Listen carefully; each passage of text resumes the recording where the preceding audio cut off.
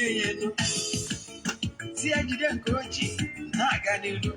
Because I knew what talk that. Where can you say?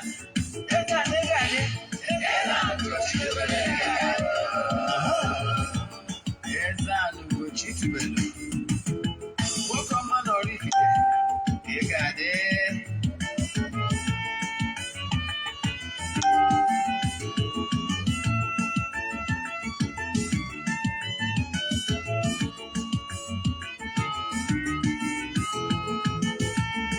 Ọdịnala bụ eziokwu. Ọdịnala bụ ụzọ ndụ. Ị ma na o nwere olu na-eti mkpu na-asị ụmụ Igbo chigharịa, ụmụ Igbo chigharịa.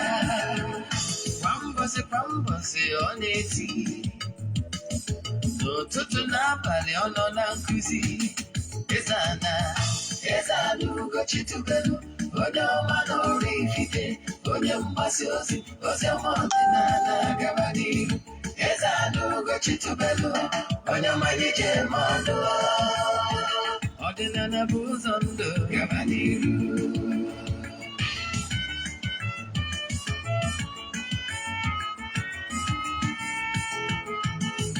EZE-ANA Ugochi tubelu, onye ọma na oraifite, onye mgbasa ozi ọma ọdịnala gaba n'ihu. EZE-ANA Ugochi tubelu, onye ọma ije mmadụ. Ọdịnala bụ ụzọ ndụ gaba n'ihu. EZE-ANA ga-adị. Ugochi tubelu ga-adị. Ugochi tubelu temple ọ ya adị. Maka na eziokwu anwa chacha.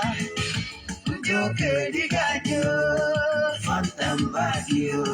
Ndị oche ndị anyị fanta mba gị. Fadi asịkala aka ghọrọ ụmụ Igbo si anyị rapụ nke anyị na nke fa ka mma. Bụrụ Baịbụl bịa akwụkwọ akụkọ mepekwa chọọchị fa okpuru ụka bịakwa. Mana Ugochi tubelu ekweghị ekwe. EZE-ANA si n'ọma mme ọdịnala ọma nwụchacha. Oge ọbụla ọ na-eti ọ nọ na nkụzi. Chukwu abịa ma gbaa gị ume. Ọdịnala ya dị. EZE-ANA Ugochi tubelu, onye ọma na oraifite, onye mgbasa ozi ọma ọdịnala gaba n'ihu. EZE-ANA Ugochi tubelu, onye ọma ije mmadụ. Ọdịnala bụ ụzọ ndụ gaba n'ihu. Ụmụ Igbo anyị bịakwanụ n'oge awa nke eziokwu, nke ọ bụ mụnwa bụ Ogbuefi EZE-ANA Ugochi tubelu na-anọ ya n'isi ya n'oge awa nke eziokwu. Oge eji awa eziokwu niile agba maka ndị ọmụta bụ izizi ha na-esonyere m n'oge awa nke eziokwu. Afọ mbụ Ogbuefi EZE-ANA Ugochi tubelu na oraifite. Abụ m onye isi nchụaja na Ugochi tubelu na tempụl. Anyị na-agba afa mmiri emi rụkwazi ọrụ mmụọ dị iche iche. Abụkwazi m onye isi nchụaja na ọdịnala Restoration Prayer Ministry. Bụrụkwazi onye mgbasa ozi ọdịnala Igbo. My mission is to help people live better life. N'oge awa nke eziokwu n'ụtụtụ taa, ihe anyị ji wee bịa bụ isiokwu bụ why you should pay attention to those elements, elemental beings, those elemental beings. Ịma na beings bụ ekere ọrụ eke. Enwere entities of powers. Enwere na etu esi enwe 9 choirs of angels. Yes. Ndị a bụ layer by layer. Onwere spiritual hierarchy. Ọbụna ka m esi wee tie ike iwe ghọta ya. Then onwere those elements ndị ọ bụ ọrụ ha, ndị bụ nọdụ ka the conductors here on earth. Ndị Chukwu Okike nyere the mandate ka ha nọrọ na-ahazigasị 1 or 2. Anyị na-abịa anya nkụzi anyị bịata. Bịara bifo anyị gaa n'iru, echefuna na aja anyị na-achụ kwa ọnwa. Na aja anyị na-achụ nke ọnwa Ọktoba ka na-aga n'iru n'ụbọchị taa. Aja anyị na-achụ ọnwa Ọktoba na-aga n'iru. anyị ga-achịkọta ya na 19th of October. So ndị niile sonyere anyị na ya bụ aja ga-enwetakwa ozi na ya bụ 19th ụbọchị a ga-achịkọta ya aja mbuli elu. Then ọkwa ọzọ dịkwa mkpa bụ ụbọchị Wednesday bụ ụbọchị anyị ji ekwubi okwu n'isi Friends of the Temple. Ndị enyi anyị dị iche iche, ndị anyị na-arụ ọrụ mmụọ dị iche iche, na-ekwubi okwu n'isi ndị nọ n'ụzọ iche na ndị nọ na ndị mmadụ, ndị nọ n'oru na ndị nọ n'Igbo. Ọ ụbọchị anyị ji ekwubi okwu n'isi ndị mmadụ. Bụrụkwa ụbọchị anyị ji enwe ministration, ekwubi okwu n'usoro ọdịnala. Ọ bụkwa na ị chọrọ ịbịa anyị live, you are welcome. Ndị nọkwa na mba na ndị ọzọ, anyị ga-anọkwa kwubi okwu n'isi ha, udo obi dị. So ọ bụrụ na isonye wuli na nke ọnwa Ọktoba, mana ị chọrọ isonye na nke Nọvemba, ị nwekwara ike ime nke a. Nke Nọvemba ga-ebidokwa na Nọvemba 6th. You send them a message in the WhatsApp 08057837672. I repeat, 08057837672. Yes, when they have already forward their 3 prayer requests, then make donation token to the account number. The chat is in the WhatsApp. I will guide you until you get when we kiss you in Nanya Baja. Then also able Nanya Baja, I'm going to go the processes. I see I get to see me. Then I advertise any show quite bia. No, but it's a card. Airtel, MTN card and Glo card. I gain our fans only. So Obuni so Nandine so I know Gawan Kezioku be eligible. So you load any of the card and can network in a use. Know their own, leave the other one for another person. Thank you. Then I make introduction here. I all nke Glo hologram now go see I all nke MTN. Lotaria. So this show why you have no but start about all the gross material elements in this world we are seeing. The earthly world, this physical world we are seeing. Yes. According to the man cousin Manan Malaki him or Mara him. See what I got now the ancient book. And the story about the creation. I think you want a faint idea. As you name with some distortion here and there. But he had them bagrobo, nega what idea, faint idea of how things work. After creation of the entire universe, this earth is one of them. Then, as you go the earth, the gross material, the animals that are here before us, the elements that are here before us, because they, on their own, they are closer to the gross material than human spirits. Human spirits are in a throne, then in a throne that is higher than animistics. I don't care how the thing works. After the divinity, the throne of grace, then here to the primordial realm, the throne of the primordial. Then the entities of powers, the principalities. Then no can we get 9 choirs of angels, the throne, the cherubim, the seraphim, the name them, the archangels and rest of them, the angels and whatever. Yes, all those things is just to show you them well, and when you hand in everything in creation not in harmony.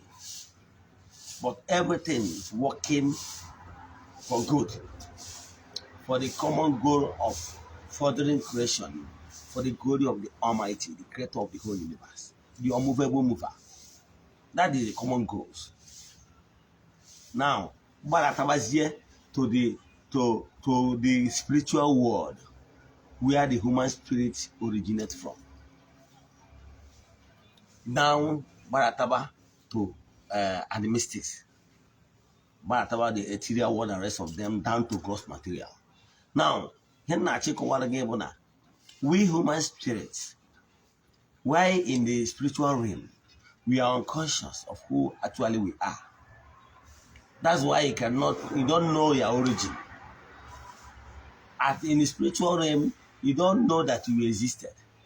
And for that reason, you will not be able to contribute your quota towards furthering creation. Now, and that is why we are permitted to come to cooler region, the earth, the God's material, so that we will be able to experience one or two and mature. Then, by mature, we'll be able to contribute our own quota. Because once we mature, then the only thing is for us to be able to add to what we're supposed to do. So once we learn all those things we're supposed to learn, we'll be able to mature by experiencing. That is the only way human beings can mature. So that's why we are allowed to be here on earth. So by earthly existence, we'll be able to mature. Then, once we mature, we'll be able to go back to our origin, and more than the word of the Spirit, where we be able to add and be conscious of who we are and be able to add to what we're supposed to do. That is what is important. That is what is important. So that's the primary reason for our existence here is to mature and go back to our where we're supposed to be, our origin, and be able to contribute, join hands in furthering creation. You understand? Now, the elementals are those after creating the entire world. Chukwu knows that human being will need so many things. And well, on the elements, ndo bolu ha ime ifuna ihe akuru n'ubi na-eme eme. Ogwelu ndo bolu ha ifuna mmiri na-maintainero na mmiri ede. Ebe mmadụ ga-esi na-enweta mmiri ọṅụṅụ. Enwere the elements ndo bolu ha ifuna ihe niile ka they create the natural forces. Ka ọbụna ma ikuku everything ka ọbụna na ọrịa. So you can all work. Oh, let's say I want to hear my mother because whatever that is happening in gross materials, what is happening in the spiritual realm, do you know that? Let's say let me use police as an example. Police cannot function perfectly without the work assistant of the rank and files. Then about rank and files, ndị bidoro na those inspectors to those privates and sergeants and rest of them. Ndị a niile na-afụ ọha na-abụ ihe dịka IPO. Ịbịa na polisi nwee problem, ọha ga-etake your statement. Ọha ga-enwe ike ime gịnị? Ejekwu the ọga the spurious. Gwa ha their finding. Gwa ha ihe a chọpụtara n'ihe gbasara whatever happened in around you. It works case with those elements. And well, other beings that is higher, yes, that existing in other regions, higher regions. But I'm talking about those ones that we call elemental beings. Those ones you interact with them day to day. Those ones are the closest being to man. As long as you are here on earth, you interact with them day in and day out. And for the fact that all have abundant a weave. In a man more than a weave, in a man to have a weave. And how they work in conjunction with your children. Now, You need to establish what I call personal relation (PR) with them, because they are the ones that will be writing reports. They are the one that is marking you, following you. They are the one that is recommending. Whatever they recommend to the greater forces of nature is what will flow to you. Example, don't joke with your IPO. IPO work is to investigate, look into your matter, and then report to a higher superior. Then the superior will now write the order, either to detain you or to free you, or to even charge you to court. So you don't joke with your IPO. You get? Yes, those elemental beings is the beings that monitor you day in, day out. They work with your children. Those the water elements, the air elements, the land elements, all of these elements. You need them. That's why I just say always establish good relationship with them by so many other things. A go for rest of them, you get their medals, etc. and etc. For that reason, you build personal relation with them because they are the one that will write your report. They know road, they know where to place their petition. They know where they take their problem to. They know where to report their case. So learn today. If you are the one of the people that normally ignore them, you are doing that on your own, and you will regret doing so. So always pay attention to them, and always give them the due rights. Go where valid. Get maka airtime actually, but kita Glow airtime. Before I go up on you, the Glow airtime is 1684 840 95 81 95 68 10. I repeat, 1684 09 58 19 56 81 0. I call again for the last time. 1684 09 58 19 56 81 0. That is for our Glow airtime. Then towards the end of the program, I will call the MTN. So what am I saying? Try as much as possible to build personal relation with all these elements. Onya matana they may emphasize. Ego one them mad for them ask what is my element? What is my element? I can tell you, you can successfully build a cordial relationship with all the elements. I'm going to say saying if you are in good terms with your elements and you have been doing good with them, build personal relation with them, it's a matter of time you will be able to build a good relationship with all of them because they work like chain. They interlink. You understand? They interlink. All the matter the hand are all one. If your senior brother, example, has this a friend of his that he's always saying good things about. Now one the family no, they make a new mother. Now one them mad. It's just a matter of time. The whole family members will love Emeka. Whenever Emeka, you are the one if I is talking about, they will embrace you. The same thing that works in the spiritual. So pay attention with your elements. Try to build more, have harmony, build that closeness by doing what you're supposed to do. Always have reference for them. Always call upon them for assistance. Believe in me, once you recognize them, they will recognize you.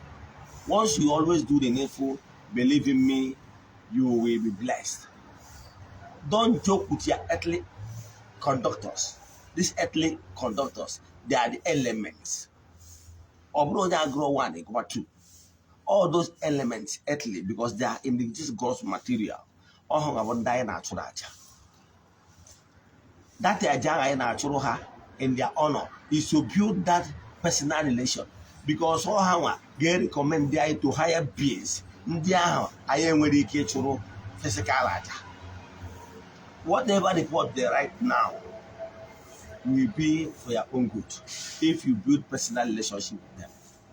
Stop ignoring them. They are very important in creation. As long as you live in this gross material, you need them, because they are the conductors, they are the charge. So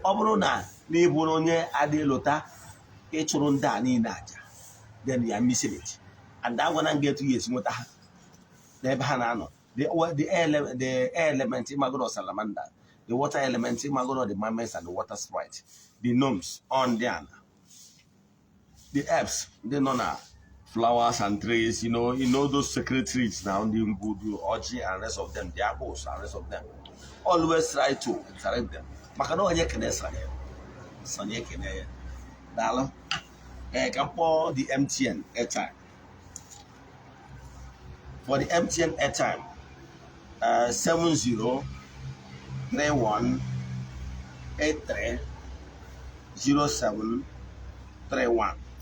I repeat, 7031830731.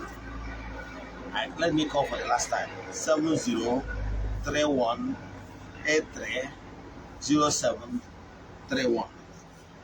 Oh, yeah, boy. Airtime I will know what's that. Now, to work, you can get bring me here in. I could be a more company in the inn, so I know that one is you. Ask him that distance I'm away barrier. As you come away barrier. Now, to work, you can keep me here in. Let your part illuminated. Let your ear. Go on your wine or check in Ozogi. Let every darkness vanish. Now, to work, you can bring me here in. You can in the Sinaki. Yagazina. No for. Obokwa no nwere ajụjụ inwe na nkuzi a, send the message na WhatsApp 08057837672. Ma ọ bụ na ịchọ ka agbalị ga family eme, send the message na WhatsApp 08057837672. Ya gazie na ka ọ dịkwa na ụdị oge a echi niile.